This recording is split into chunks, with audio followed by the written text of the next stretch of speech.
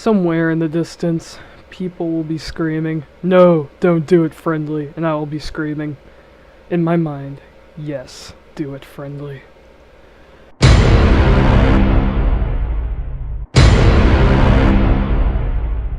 Hello everybody, and today I'm going to be fucking a skeleton, fanfic-wise. And it's gonna be fun, I guess. Shut up, dogs! Trying to record! So, this is a part 1 to the thing I was posting, or the thing I posted earlier on Saturday, and now it's going to be a good thing that I am making a part 1, but to many of you guys it probably won't. And I am going to speed like this until I actually get into the actual stupid fanfiction, and my dogs will probably not shut up ever. Damn stupid Sammy. But my cat is in my room, and plus I am wearing an Undertale shirt for this special occasion. And let's get started, shall we? Ha ha ha ha. Never before had you thought teasing a skeleton would prove to be this fun, but yet here you are. His breath rushed past the shell of your ear as he panted, teeth clamping onto your shoulder to muscle a frustrated grunt. His bones rattled as he quivered, your inquisitive hands ghosting just shy of where he needed them most. Please, he swallowed thickly, an odd feat considering he was a skeleton, but you could hear him gulp for air all the same. A sense of pride swelled in your gut, knowing that you were the one that could wind him up like this. He was sprung as tight as he could be, his hips bucking against your own in a desperate attempt to relieve some of the pressure to gain some sort of gratification. But you refused to let him have it, not yet at least. Your hand pressed against the firm edge of his pelvis to prevent him from mindlessly running against you, and he groaned aloud. The sound of it was so tormented and agonized that you almost took pity on him. But he had yet to utter a safe word, so you could only assume he was getting some twisted enjoyment out of being denied like this. A part of you was surprised, in all honesty. He had lasted quite a bit before he began begging. You dug your nails ever so slightly against one of his ribs, watching his head lurch backwards and his ribcage hitch with his breath. Ah!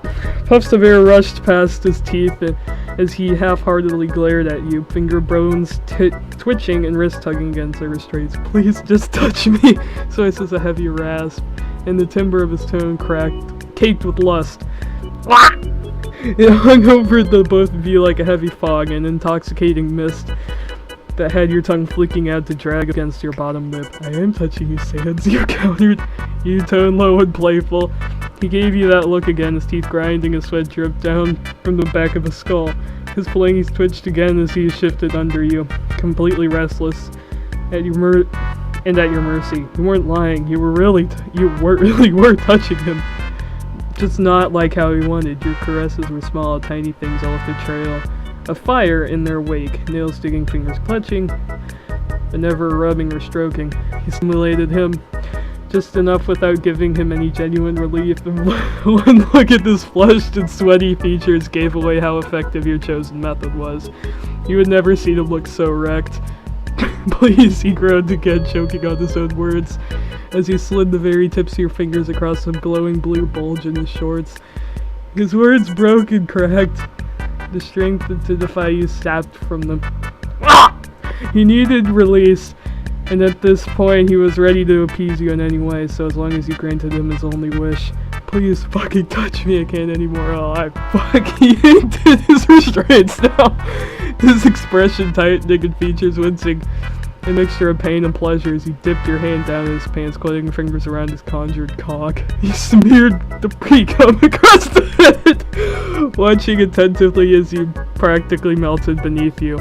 And the sounds he made, you'd keep him here all day if you could, but you weren't that cruel.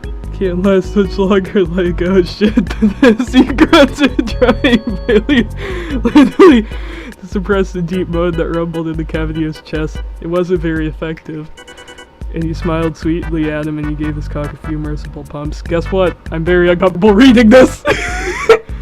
Alright, you win. You relented, tugging down his shorts, his breathing hiccuped in anticipation, his pupils dilating as the blue that swirled with his eyes socks roared to life. You lowered yourself between his legs, warm breath puffing against the head of his member, causing it to twitch.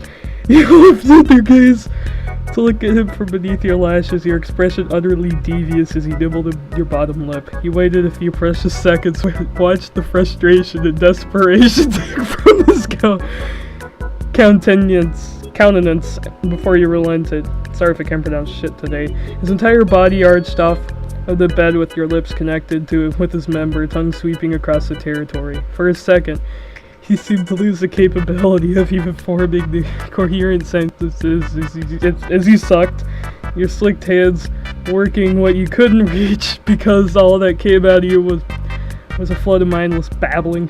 Somewhere between you caught no fuck and you're so good at this, but other than that, all he could do was moan as brokenly. Your restraints that held his hands were beginning to strain under the pressure of him yanking forward despite to turn you in turn. Obscene sounds of slurping and sucking had him weak at the knees. His entire face blushed as he bucked against your sinful lips. Indeed sinful. Very. He was already far too overstimulated and he wasn't going to last much longer. Fuck. He couldn't get it out. The words fed up into a mixture of cries and moans, his fist pounding against the headboard.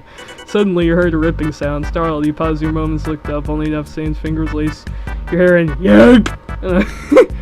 He had torn off his restraints. Now he tugged you against his cock, running his hips against your lips with reckless abandon, and you nearly doubling over as he chased his pleasure in a wild haze. Moisture collected in your eyes as he attempted to take him in, but he wasn't going too fast, too rough, you couldn't. Another yank to your hair, wandering hand sliding down your back. Sans was dancing on the knife's edge of his climax, and suddenly, with an audible cry, he tipped over the precipice of that white-hot ecstasy. His release filled your mouth with an oddly appealing taste, and you coughed a small bit after you pulled away, attempting to swallow the entirety of the load. Oh yes, good girl swallow. Some of it lingered at the edges of your lips, and you swiped at the remains with your thumb. You alright? You asked, your tone a bit concerned. His whole body was stuck in a tremulous state, hips still shaking and occasionally twitching with the aftershocks of his pleasure. He was quiet for a second, and you thought you might have done something wrong. You were about to break the silence when you caught a glimpse of the wicked smirk brewing on his features. Suddenly it was your turn to squirm, your thighs clenching as the spectral tongue flicked out from behind grinning teeth. The blue mist encompassed you, and then suddenly you were thrown onto your back, your legs sprawled and your arms pinned above your head. Sans was sitting up slowly now, and the movement was absolutely predatory. You swallowed heavily as his hand pressed against your stomach, fingertips digging and leaving small white imprints. That was wonderful, babe, but now it's my turn.